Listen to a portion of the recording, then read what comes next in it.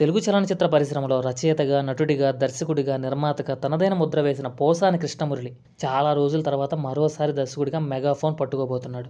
గతంలో ఆపరేషన్ దుర్యోధన, శ్రావణ మాసము, రాజావారి చేపల చెరువు వంటి శక్తివంతమైన చిత్రాలకు దర్శకత్వం వహించి విమర్శకుల ప్రశంసలు అందుకున్న పోసాని ఇప్పుడు తన కొత్త ప్రాజెక్టుతో ప్రేక్షకుల ముందుకు రానున్నారు.